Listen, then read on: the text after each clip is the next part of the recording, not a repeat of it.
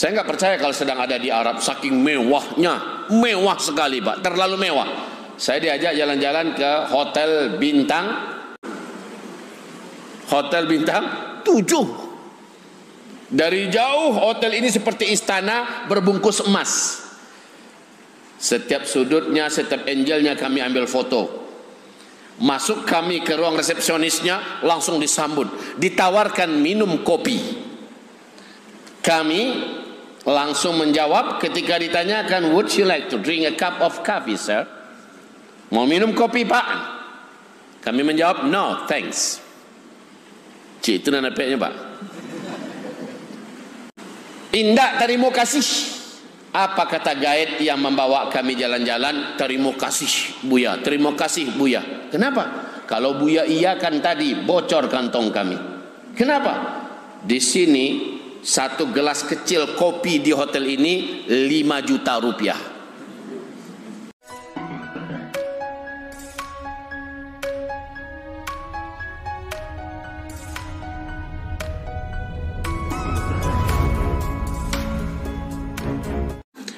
Assalamualaikum warahmatullahi wabarakatuh.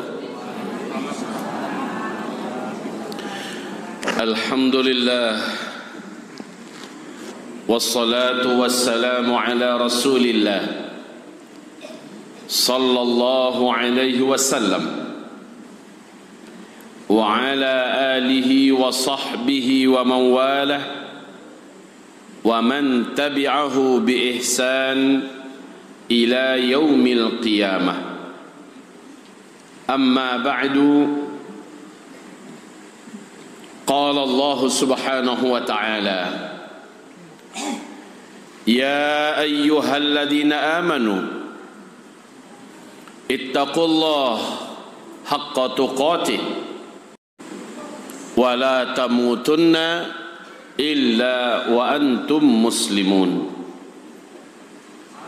Wa qala ya ayyuhan nas ittaqu rabbakum alladhi khalaqakum min nafsin wahidah wa khalaqa minha zawjaha wa batha minhuma rijalan katsira wa nisaa. Wattaqullaha الذي تساءلون به والأرحام إن الله كان عليكم رقيبا. وقال يا أيها الذين آمنوا اتقوا الله وقولوا قولا سديدا يصلح لكم أعمالكم ويغفر لكم ذنوبكم ومن يطع الله ورسوله فقد فاز فوزا عظيما. اللهم ارحمنا بالقرآن وصدق الله العظيم. وقال النبي صلى الله عليه وسلم ألا إني قد جئتكم بها بيضاء نقية ليلها كنهارها لا يزيغ عنها بعد ذلك إلا هالك. أما بعد، Ma'asyiral muslimin wal muslimat, hadirin wal hadirat, semoga seluruh kita dalam pandangan Allah mukminin dan mukminat. Amin ya rabbal alamin. Datang seseorang kepada Rasulullah bertanya, mata sa'ah? Ya Rasulullah, kapan kiamat? Nabi tidak menjawab. Banyak yang bertanya dengan pertanyaan yang sama, kapan kiamat? Kapan kiamat? Nabi tidak menjawab.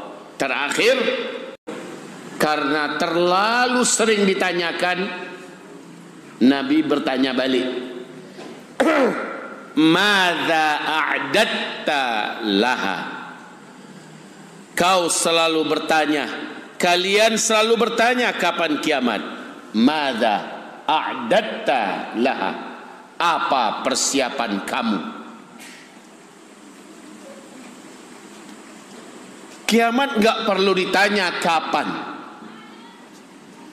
Kiamat pasti, kapannya Allah seorang yang tahu. Tapi semua kita sepakat, wahai hadirin wal hadirat, setiap kita pasti menemui kiamat. Kiamat setiap kita adalah kematian kita. Kiamat setiap kita adalah kematian kita. Kalau mencari dari bantuan, dari umur, tak lama nampaknya lah. Iya begitu bu. Rasa-rasa kalamu le bu. Rasa-rasa kadake le. Antah ko beko, antah ko biswa, antah ko bulan niko atau bulan biswa, antah ko tahun niko atau tahun iswa. Allah yang maha tahu. Tapi yang pasti itulah kiamat setiap kita. Yang Nabi tanyakan, madza a'datta laha, apa persiapan kita? Wahai bapak-bapak, ibu-ibu, apa persiapan kita? Suatu ketika malaikat Jibril datang kepada Nabi. Sama, malaikat Jibril saat itu menjelma dalam wujud manusia, bertanya tentang Islam, bertanya tentang iman, bertanya tentang ihsan, terakhir mata sa'ah, kapan kiamat. Nabi berkata, mal mas'ulu anha bi'a'lama minas sa'il.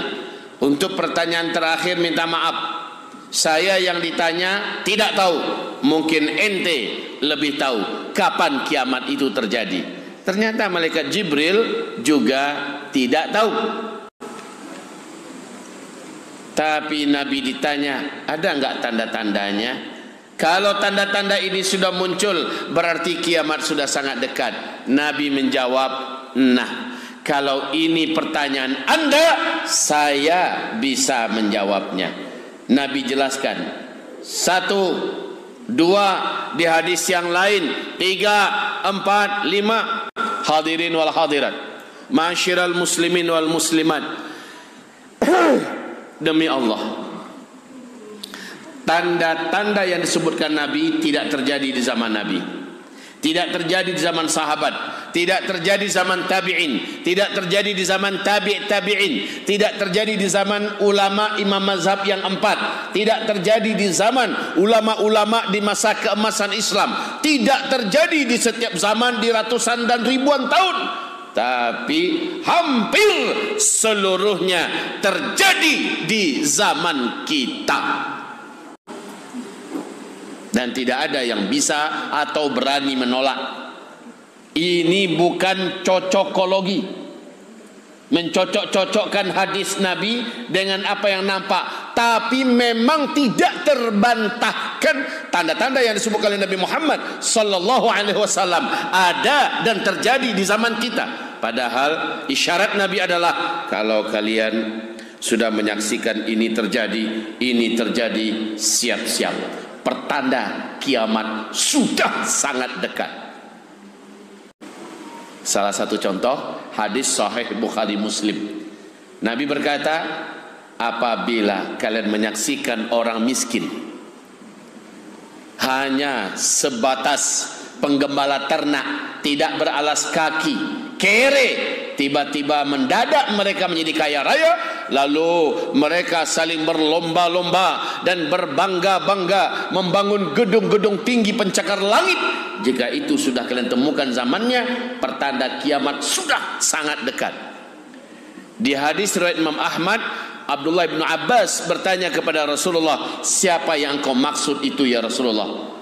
Dari miskin, kere, hanya penggembala ternak, tidak beralas kaki, mendadak menjadi kaya raya, dan langsung mereka saling berlomba-lomba dan berbangga-bangga membangun gedung-gedung tinggi pencakar langit. Bahwa jika zaman itu sudah kami temui, pertanda antara kami dengan kiamat sudah sangat dekat. Ya Rasulullah, siapa yang engkau maksud? Jawaban Nabi apa? Humul Arab, mereka adalah bangsa Arab. Coba lihat Jazirah Arab dulu Pak, sebelum minyak bumi ditemukan, kaya apa miskin Bu? Miskin. Negeri gurun Sahara tandus panas luar biasa. Padang pasir bagaikan tak bertepi dan tidak punya apa-apa. Miskin. Tapi mendadak dan tiba-tiba di dalam perut buminya mengandung kandungan minyak yang menyebabkan mereka menjadi negara-negara terkaya di dunia, Pak. Jazirah Arab pecah menjadi 6 negara terkaya di dunia. Nomor 1, dan ini yang terkaya nomor 1 dunia, Qatar. Nomor 2 Bahrain, nomor 3 Kuwait, nomor 4 Uni Emirat Arab, nomor 5 Arab Saudi, dan nomor 6 Oman.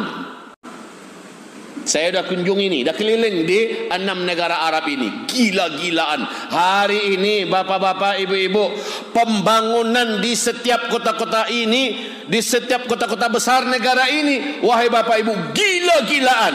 Nggak ada apa-apanya Eropa, lewat Jepang, kalah Cina, Pak. Nggak ada apa-apanya Amerika. Pembangunan gila-gilaan. Apalagi Arab Saudi hari ini oleh Muhammad bin Salman, banyak membangun mimpi yang mungkin tidak pernah ada dalam sejarah. Hari ini orang di Arab sudah seperti membangun surga di dunia. Mereka saling berlomba-lomba. Ini yang pertama, tak terbantahkan, ini zamannya. Waktu saya tabligh akbar, diundang untuk acara 6 hari lamanya di Dubai dan Uni Emirat Arab, ya, di Abu Dhabi, Pak. Saya diundang oleh komunitas muslim di sana, disponsorin oleh duta besar situ. Di situ, di sela-sela saya ceramah, saya bawa istri, ya. Di Abu Dhabi, saya diajak keliling-keliling. Saya nggak percaya kalau sedang ada di Arab, saking mewahnya, mewah sekali, Pak, terlalu mewah. Saya diajak jalan-jalan ke hotel bintang 7. Dari jauh hotel ini seperti istana berbungkus emas. Setiap sudutnya, setiap angelnya kami ambil foto. Masuk kami ke ruang resepsionisnya, langsung disambut, ditawarkan minum kopi. Kami langsung menjawab ketika ditanyakan, would you like to drink a cup of coffee, sir? Mau minum kopi, Pak? Kami menjawab, no thanks. Cik, itu nana peknya, Pak. Indah terima kasih. Apa kata guide yang membawa kami jalan-jalan? Terima kasih Buya, terima kasih Buya. Kenapa? Kalau Buya iyakan tadi, bocor kantong kami. Kenapa?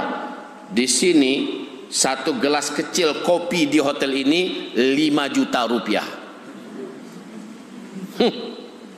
Kenapa? Karena ternyata di atas kopi diserakkan serbuk dari emas murni yang dirancang bisa larut dalam lambung. Jadi amih yang diserakkan di atas itu.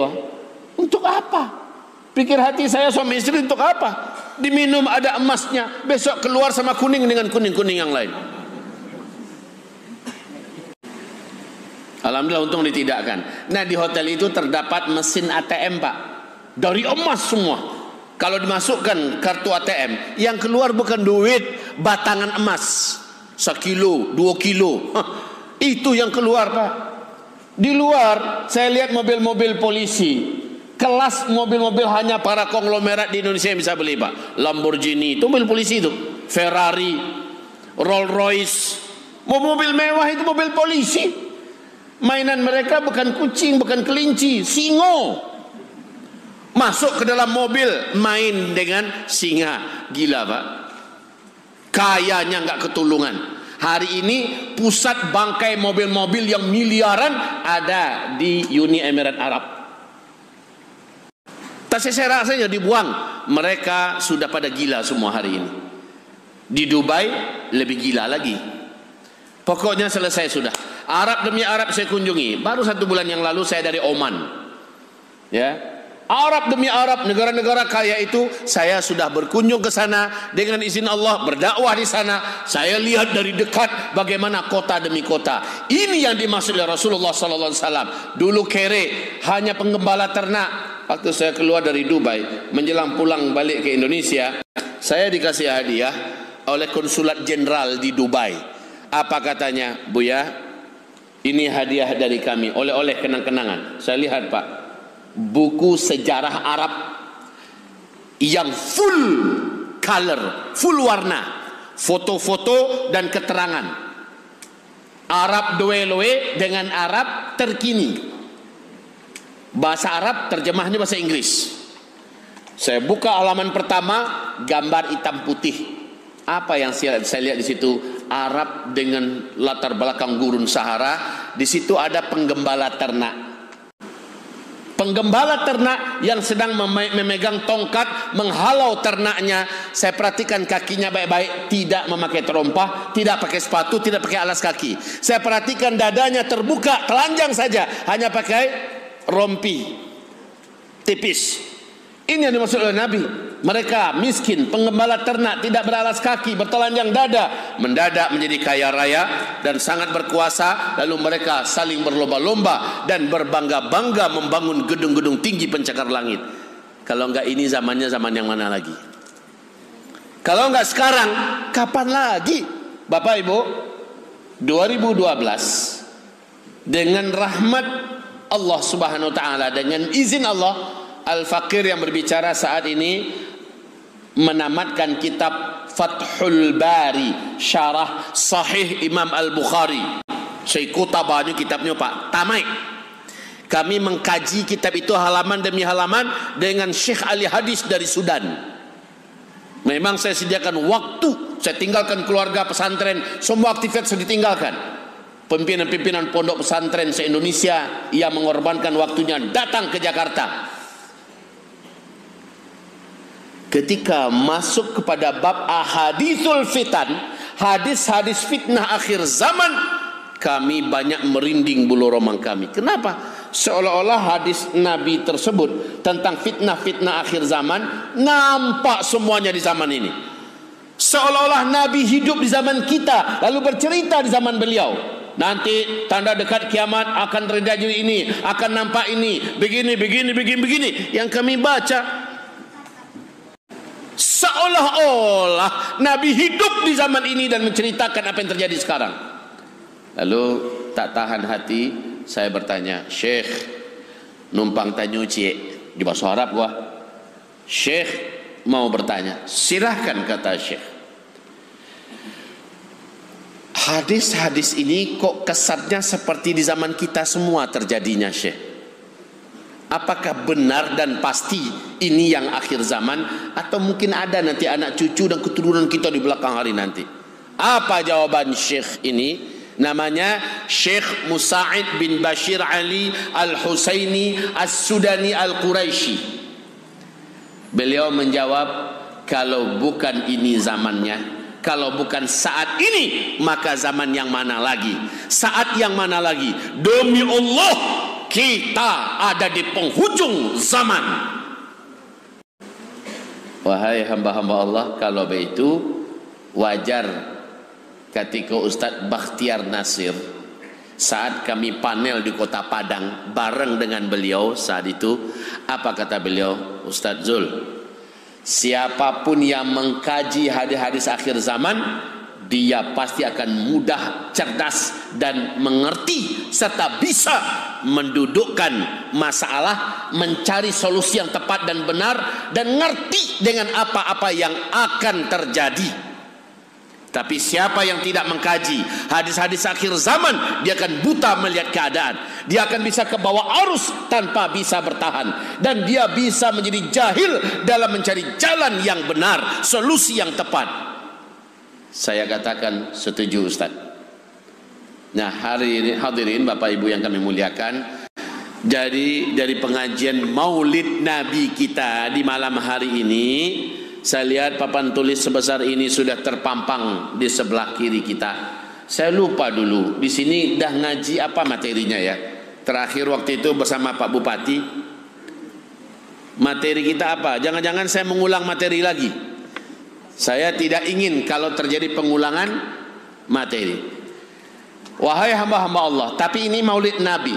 Saya ingin menekankan tentang masalah Maulid Nabi ini terkait dengan akhir zaman.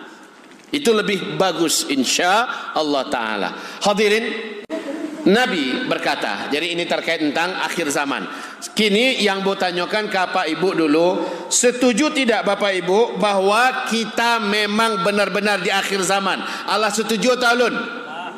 Allah yakin atau alun? Kalau lah yakin memang tak usah wak kaji tentang akhir zaman lah. Iya, kita mengkaji bagaimana pentingnya dan apa urgensinya kita mengangkat Maulidun Nabi di akhir zaman ini. Jangan sebut ini bid'ah-bid'ah seperti kata orang-orang Salafi Wahabi. Kita tutup telinga kita dan kita abaikan pernyataan-pernyataan mereka. Karena bagi kita ini adalah bahagian daripada yang dikatakan oleh Imam Syafi'i. Jadi Pak, Ibu, untuk menambah wawasan kita, apa kata Imam Syafi'i? Dalam agama ini ada 3. Pertama disebut dengan ta'ah, yang kedua disebut dengan qurbah, yang ketiga disebut dengan jibillah. Ta'ah yaitu mentaati Allah Subhanahu wa taala, segala perintahnya ditaati kerjakan, segala larangannya ditaati tinggalkan. Itu ta'ah. Wajib dalilnya Al-Quran dan Sunnah. Itu kalau ta'ah. Yang kedua apa namanya tadi? Qurbah. Apa itu qurbah? Cara mendekatkan diri kepada Allah, cara mendapatkan ridha cinta Allah, cara menjadi muqarrabin ilallah, orang-orang yang terdekat dengan Allah. Nah, kalau begitu cara ini harus qudwah hasanah dari Rasulullah sallallahu alaihi, harus ada contoh dari Nabi.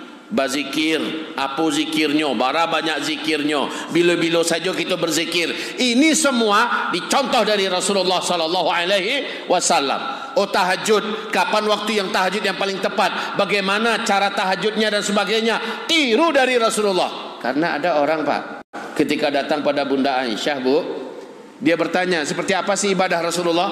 Diceritakan oleh Bunda Aisyah, puasanya Rasulullah, tahajudnya Rasulullah, ibadahnya Rasulullah. Apa kata 3 orang ini? Onde mande. Rasulullah yang lain dijamin masuk surga, Rasulullah yang sudah dijamin dosa-dosanya diampuni, Rasulullah yang sudah pasti pembuka pintu surga, lebih itu ibadahnya. Sementara kita ini orang yang penuh dosa, rasanya tidak boleh ibadah wak kurang dari Rasulullah ada. Yang satu orang bersumpah, demi Allah katanya, saya bertekad akan sholat tahajud sepanjang malam seumur hidup, saya tidak akan tidur di malam hari, tahajud terus. Yang satu orang bersumpah, demi Allah saya akan puasa setiap hari sepanjang siang, tidak akan pernah tidak puasa sampai mati.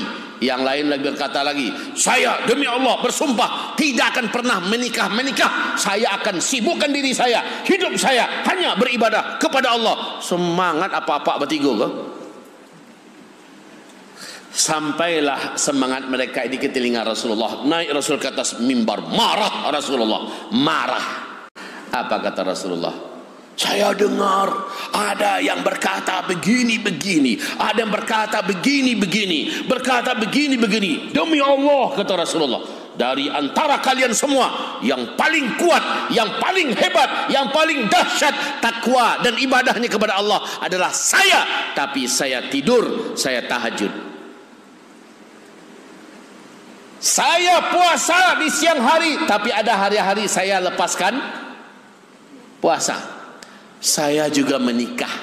Faman raghiba an sunnati falaysa minni. Siapa yang mencoba-coba mencari, mengamalkan, melakukan pendekatan diri kepada Allah, tidak meniru saya, dia bukan umat saya. Begitu kata Rasulullah sallallahu alaihi wasallam. Jadi ini yang qurbah. Qurbah itu adalah cara mendekatkan diri kepada Allah, harus mencontoh Rasulullah. Elok kece awak, bagus kata kita, nan wak buat elok, tetapi tidak dicontohkan Rasulullah, dosa nang kadidapeknya. La ilaha illallah rancak nak Bapak Ibu? Wa zikir kau la ilaha illallah, elok tidak? Bagus tidak Bu? Dibaca dalam WC sepanjang wak le boleh? Daripada teman-teman nuang sini WC. Insyaallah subhanallah walhamdulillah wala ilaha illallah akbar. Subhanallah. Le boleh model itu? Enggak kan? Maka jangan coba-coba melakukan takarrub kepada Allah tidak mencontoh Rasulullah. Puasa setiap hari, malah Rasul mengatakan sesat Elok kecewa sasik kita, kata Rasulullah sallallahu alaihi wasallam. Ini yang perlu kita ingat dan kita tekankan betul kepada kita semua. Elok itu adalah yang diamalkan dan dikerjakan oleh Rasulullah sallallahu alaihi wasallam. Itu baru elok. Baik ya. Jadi yang pertama ta'ah, yang kedua qurbah, yang ketiga apa namanya? Apa tadi? Yang ketiga? Baalo kalau keluar dari musajid beko. Sekali duduk sebaru belum sampai pada minit lelah nak takana itu. Yang ketiga namanya jibillah. Apa itu jibillah? Sarana. Wahai Bapak Ibu, ini Imam Syafi'i ya. Sarana dalam rangka menjalankan ta'ah dan melakukan qurbah itu disebut dengan jibillah. Contoh, pergi haji bagi yang mampu wajib, menjadi rukun agama adiknya. Ada tidak di dalam Al-Quran, dalam hadis tentang pesawat, naik pesawat? Ada enggak? Enggak ada. Ada enggak tentang harus punya paspor? Pergi haji harus punya paspor. Ada enggak? Ada enggak dalam hadis atau di masa jauh di dalam buku harus ada visa? Ada enggak? Tapi itu menjadi syarat supaya berangkat haji enggak kini itu? Iya Pak. Nah itu namanya jibillah. Itu namanya jibillah, sarana untuk bisa menjalankan ta'ah dan qurbah. Sampai di sini paham? Baik. Menuntut ilmu wajib Bapak Ibu? Menuntut ilmu agama Allah wajib tidak? Wajib. Ada enggak di zaman Nabi universitas Islam? Ada enggak di zaman Nabi pondok pesantren? Ada tidak? Sekarang di zaman ini ada. Maka menuntut ilmu wajib. Sementara universitas ya, kemudian pondok-pondok pesantren ya, atau sejenisnya, itu namanya jibillah, sarana. Tanpa itu kita tidak bisa mengerjakannya. Maka oleh Bapak Ibu sama persis dengan masalah Isra Mi'raj, Maulid Nabi. Walaupun zaman Nabi tak dibuat, tapi perintah untuk mencintai Rasulullah, mengenal Rasulullah, meneladani Rasulullah, dan menyambung risalah dakwah Rasulullah wajib. Ayatnya jelas, hadisnya banyak. Sarananya salah satunya Maulid Nabi. Dengan Maulid Nabi kita kenang bagaimana beliau, apa perjuangannya, bagaimana dakwahnya dia lakukan, bagaimana pengorbanannya, bagaimana cintanya kepada kita sampai hari kiamat, bagaimana Rasulullah nanti kepada kita di padang mahsyar. Kita ceritakan dalam Maulid Nabi sehingga rasa cinta kepada Rasulullah tumbuh. Maka ini adalah bahagian daripada jibillah itu sendiri. Jadi maaf kalau ada kelompok dan komunitas orang dengan sembrono mengatakan bid'ah Maulid Nabi, bid'ah Isra Mi'raj, bid'ah. Kalau begitu ceramah jangan pakai mic lah. Bid'ah. Karena zaman Rasulullah tidak pernah Rasulullah berdakwah pakai mic dah. Ya, bid'ah tuh. Kalau begitu Pak Haji jalan kaki salah atau naik untu. Jangan naik pesawat. Karena tidak ada di zaman Nabi pesawat. Bid'ah. Enggak usah pakai paspor, enggak usah ambil visa. Itu bid'ah seluruhnya itu. Ikut maaf ke orang-orang yang utaknya agak seketek bermasalah. Kalau nak boleh dikecen utak bakada, utak agak masalah salah. Terlalu mereka bidah. Seketek bidah. Kita tak mau dengarkan itu karena ulama-ulama kita tidak terkira banyaknya yang malah menganggap ini adalah bahagian daripada jibillah, sarana menuju menjalankan ta'ah dan qurbah. Baik, lawa tambah ilmu seketek lagi. Wahai Bapak Ibu yang kami muliakan, hamba merasa jamaah kita di Masjid Raya agak-agak mirip dengan Imam At-Tirmizi, perawi hadis yang terkenal. Tirmizi itu je orangnya tu. Kenapa beliau?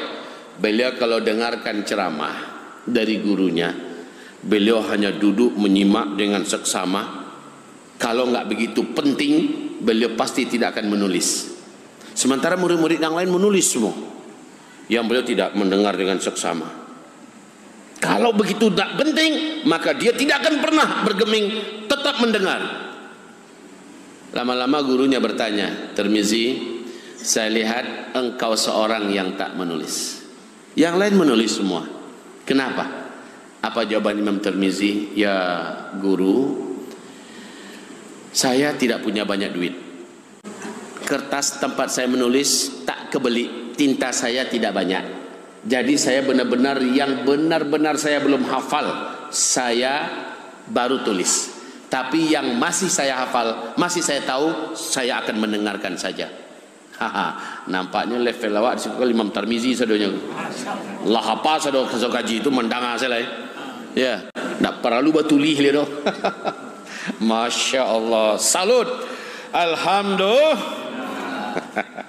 Wahai Bapak Ibu, semoga Allah mencintai kita semua. Semoga Rasulullah mengakui kita sebagai umatnya. Nah, untuk yang terakhir ini yang paling saya harus ingatkan, semoga Rasulullah mengakui kita semua. Ternyata nanti Nabi berkata ada beberapa kelompok umat Nabi yang Nabi tidak mau mengakui mereka pada hari kiamat. Kau kaji awak malam kau. Ada orang yang Nabi nanti tidak mau mengakui dia sebagai umatnya.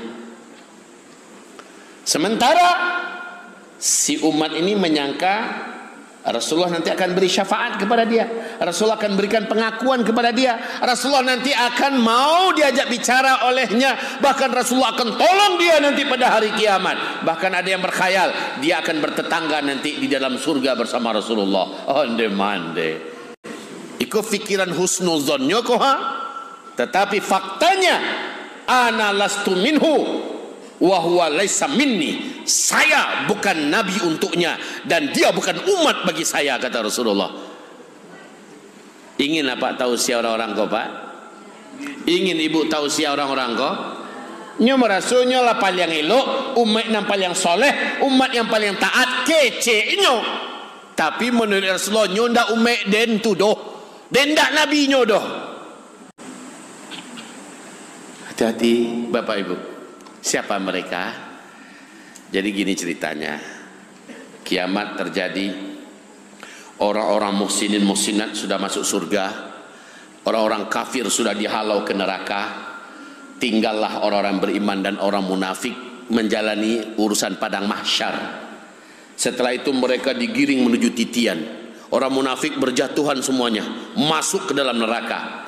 Sementara umat Nabi yang beriman yang bukan munafik banyak yang melintas dengan berbagai macam kesediaan dirinya. Ada yang amalannya hebat di dunia, setelah dia beriman ya amalnya hebat, dia melesat dengan kecepatan seperti kilat. Ada yang melesat seperti kecepatan angin, ada yang melesat seperti kecepatan kuda yang paling kencang ya di atas titian. Ada yang berlari kencang, ada yang maraton, ada yang hanya mampu berjalan, ada yang bisa merangkak, dan ada yang bergelantungan. Itu gambaran Rasulullah kondisi umatnya yang beriman di atas titian sirat. Dan tidak sedikit yang terjatuh ke dalam neraka, tidak sedikit yang masuk terjatuh ke dalam neraka. Orang-orang beriman tapi banyak buat dosa, tidak taubat di dunia doh, jatuh dulu, dibasuh dengan azab neraka dulu, baru dikeluarkan nanti. Ini Bapak Ibu termasuk di antara mereka yang jatuh? Pasti tidak. Kalau begitu kita berharap sampai di seberang tanpa pernah jatuh. Amin. Tapi masalahnya setelah sampai ke seberang, Nabi ternyata belum mau masuk surga Pak. Padahal muhsinin muhsinat udah duluan bersenang-senang dalam surga. Nabi karena cintanya kepada kita Pak, tak mau beliau menikmati surga, surga tertinggi Jannatul Firdaus yang sudah disediakan tempat untuknya. Beliaulah pemimpin tertinggi seluruh penghuni surga. Tapi beliau menunggu kita Bapak Ibu. Ditunggunya awak di Rasulullah. Maka Rasulullah menunggu awak di seberang titian. Ladaki umatnya nampak di Rasulullah. Wahai umatku, sedikit lagi sakitek lai umatku, sakitek lai. Ya Allah selamatkan umat amboko. Lalatiah dek nyona dek Rasulullah mencari awak di ujung perjalanan ngopa. Lampi angui badanku karena di bawahnya api neraka. Di bawah kita ini api neraka panas.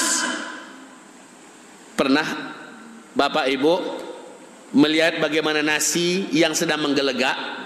Coba sekarang kan ada pangke pariuk tuh, yang pariuk zaman siswa gua bukan rice cooker ya, bukan magic cup. Coba pariuk yang pakai anu kok, jalan-jalan lah tangan apa dia teh anu tu, dia teh pacian pariuk tu, jalan-jalan kan sada manggalagak gua, ba rasanya tangan gua.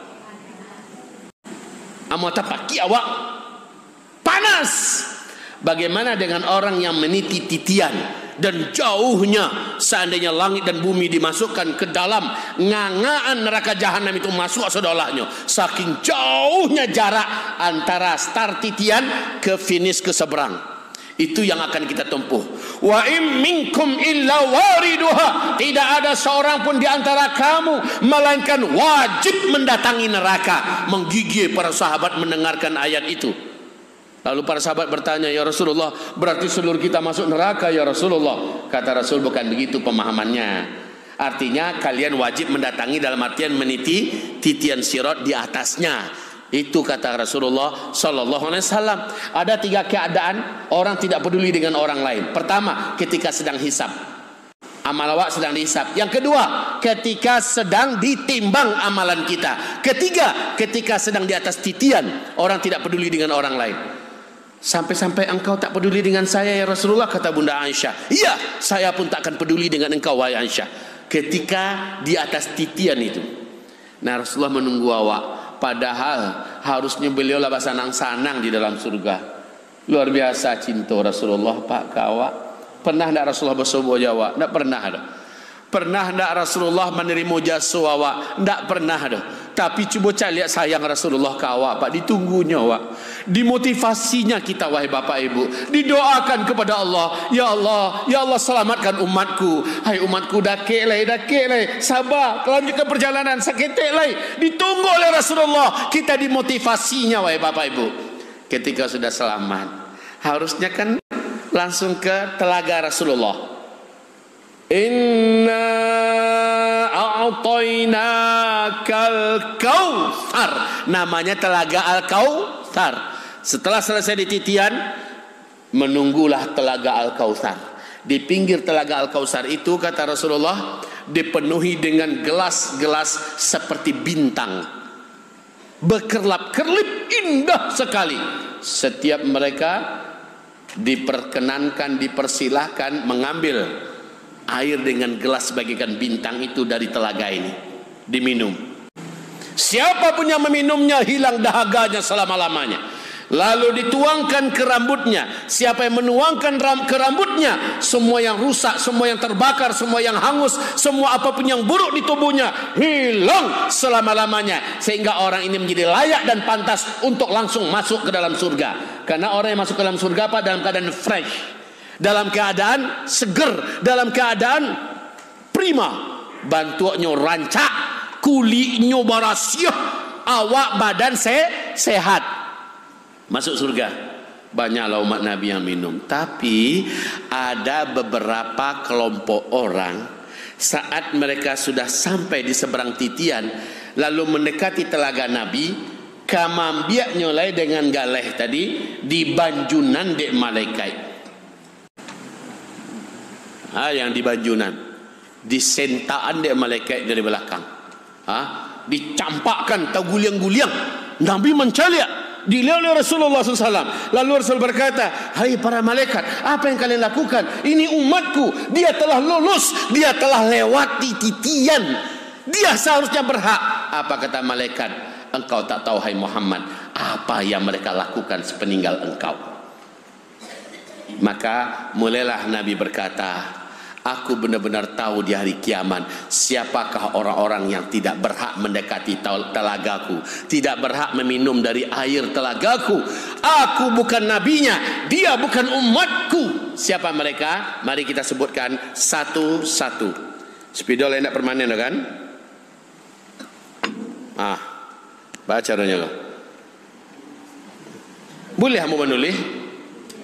Ya, baik. Bismillah.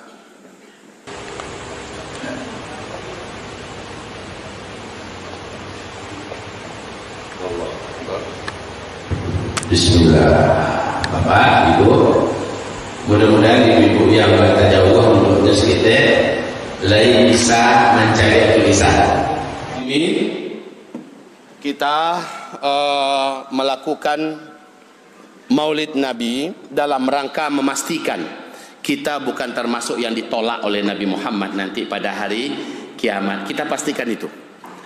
Dan termasuk kita di antara yang tiga ini. Jangan termasuk muflisun, jangan termasuk daripada umara yakdzibun wa yuzlimun atau para kroni-kroni dan antek-anteknya, dan jangan juga termasuk umat yang melakukan perkara-perkara atas nama agama sementara Nabi tidak pernah mencontohkannya. Saya rasa kajian pada malam hari ini, Maulid Nabi kita pada malam hari ini, di batas apa yang kami sampaikan tatangkok di apa ibu kasadonyo, amin, paham kasadonyo, amin, dan bisa menyelamatkan kita kasadonyo, amin, amin ya Allah, amin ya Rabbal Alamin. Mudah-mudahan apa yang kami sampaikan melakukan menjadi penguat dan pencerahan bagi Bapak Ibu semuanya. 1 jam kita memberikan kajian ini. Kalau ada di antara Bapak Ibu yang ingin bertanya, silakan diajukan pertanyaannya. Saya hanya berikan untuk 3 orang laki-laki, 3 orang ibu-ibu. Kalau ada, kalau tidak ada kita tutui dan rancak bana kalau kita berdoa sebelum kita assalamualaikum. Ada pertanyaan? Hah? Ayo, silakan. Assalamualaikum warahmatullahi wabarakatuh.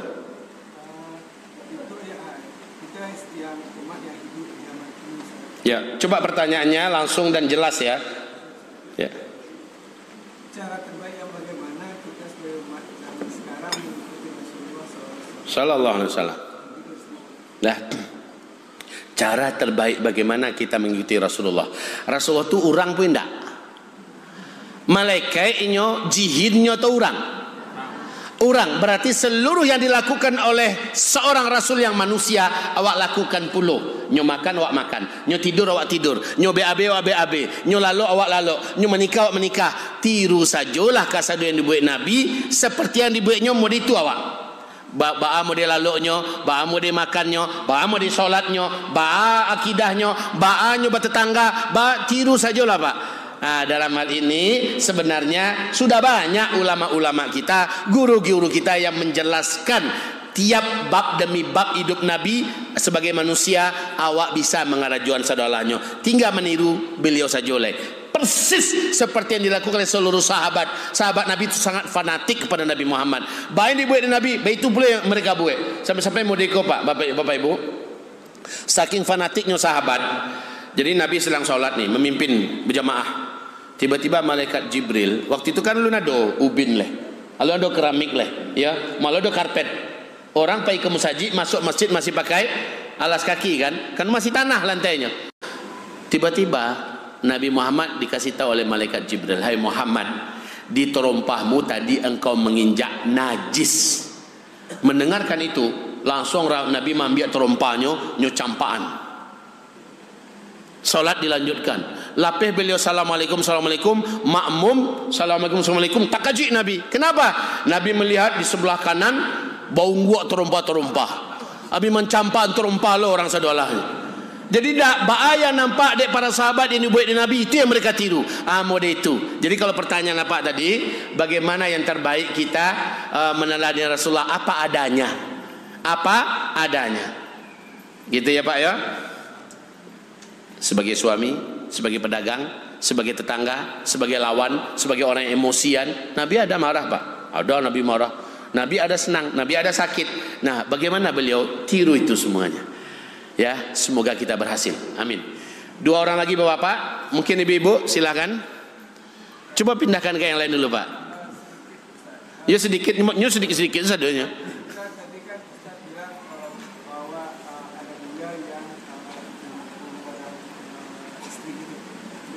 Saya sudah melihat videonya, beliau telah mengkoreksi dan minta maaf. Benar, beliau sudah mengkoreksi, beliau sudah minta maaf. Tetapi banyak lagi kajian yang lain yang tidak dikoreksinya. Walaupun UAS sudah menyatakan saya berlepas diri dari apa yang disampaikannya. Ya, Ustadz-ustadz dari NU garis lurus pun sudah menyatakan berlepas diri. Tidak sedikit ulama-ulama, kiai dan MUI juga menyatakan berlepas diri. Jadi maaf, contoh-contoh seperti ini kan ada, itu yang saya maksud ya. Baik, silakan, ada pertanyaan yang lain? Nah, sallallahu alaihi wasallam.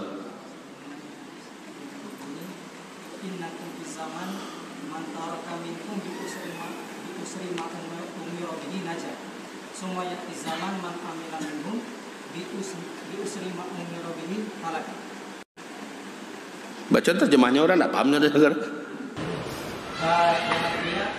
Wahai sahabat-sahabatku, sesungguhnya kamu ada di satu zaman. Apabila kalian meninggalkan 10% yang kalian diperintahkan, kalian akan binasa. Kemudian akan datang satu zaman nanti di akhir zaman, apabila umatku mengamalkan 10% saja yang diperintahkan, maka mereka sukses. Jadi pertanyaannya apa? Mengenai hadis ini dalam amalan apa gitu? Dari Rasul. Bapak, Ibu, di akhir zaman ini mengamalkan amalan yang ada di zaman Nabi bukan gampang, bukan ringan. 10% aja bisa kita amalkan, udah keren banget. Makanya Nabi berkata, beratnya ujian kalian nanti wahai umatku yang hidup di akhir zaman, bila kalian mampu istiqomah, mampu sabar, maka pahala yang Allah berikan kepada kalian nanti wahai umatku, maksudnya yang hidup di akhir zaman ini, setara dengan 50 kali lipat amalan yang sama untuk para sahabat pahalanya. Jadi sahabat 50 kali lipat amalan sahabat yang kita amalkan di hari ini. Apa saja? Apa saja? Kita duha hari ini, sahabat duha di masa mereka. Duha kita 50 kali lipat pahalanya duha para sahabat. Hari ini syaratnya sabar dan istiqomah beragama. Ini yang diminta, Pak. Maka Bapak tahajud. Bapak hari ini melaksanakan sholat berjamaah ke masjid. Bapak hari ini melakukan kebaikan yang sesuai sunnah. Selama Bapak sabar dan istiqomah dalam hal-hal lainnya, maka semua amalan Bapak nilainya setara dengan 50 kali lipat nilai amalan para sahabat di masa mereka. Sampai di sini paham? Walaupun hanya 10% yang Mbak sanggup kita kerjakan, jadilah. Mudah-mudahan bisa, Pak ya. Kita sadonyo gua. Amin ya rabbal alamin. Sabar tapi Pak, bersabar. Tabukana peluang untuk mencilok, namuh mencilok doh. Itu sabar tuh. Tabukana peluang untuk korupsi, bila dia nyon orang pitih kawa di belakang meja malah ndak ada CCTV doh, ndak ada orang lain tahu doh. Indah nyawa, sabar ya. Sabar dalam menjalankan ketaatan, sabar untuk tidak melakukan maksiat walaupun peluangnya ada. Sabar di akhir zaman ini menjadikan kita istimewa. Maka umat Nabi di akhir zaman, kata Rasulullah, aku rindu dengan saudara-saudaraku. Para sahabat berkata, bukankah kami saudaramu ya Rasul? Bukan, kata Nabi. Kalian ini sahabat-sahabatku. Saudara-saudaraku nanti datangnya di akhir zaman. Mereka tidak pernah berjumpa dengan aku, mereka tidak pernah melihat aku, tapi mereka sangat fanatik dan berpegang erat dengan ajaranku. Ya gitu ya Pak. Mudah-mudahan awak di antara mereka kok. Amin ya rabbal alamin. Terima kasih banyak. Ibu-ibu ada yang tanya, ibu-ibu lah. Ndak apa-apa lah 3 dah lun. 2 jadilah. Ustaz, ini saya mau nanya masalah apa menurut kita biar lebih gampang mendapatkan syafaat dari Rasulullah sallallahu alaihi wasallam di dunia di akhirat nanti. Apa benar itu kita banyaknya melakukan, membacakan, menyampaikan sholawat kepada Rasulullah? Benar apa tidak? Benar, itu diantaranya. Tapi betapa banyak orang yang baca salawat, Nabi juga tidak mengakui dia nanti pada hari kiamat selama dia melakukan ini. Salawatnya agak sehari juga 1 juta kali, tapi kok di kerajaannya disipak jadi malaikat nantinya. Cuma sih salawat yang banyak kan Nabi. Jadi maaf ini, salawat itu benar, tapi jangan lakukan ini. Ya, insya Allah dapatnya itu. Mudah-mudahan. Silakan. Ya ada ibu-ibu? Lah, Pak 3. Malah. Ya silakan Bu.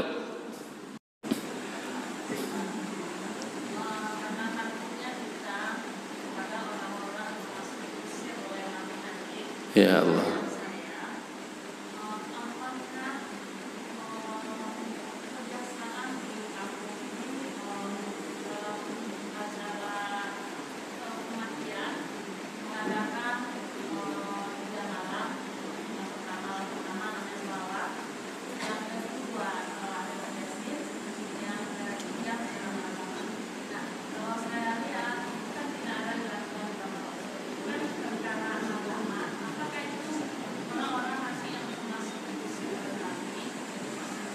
Baik, pertanyaan yang mudah dipahami dan menunggu jawabannya.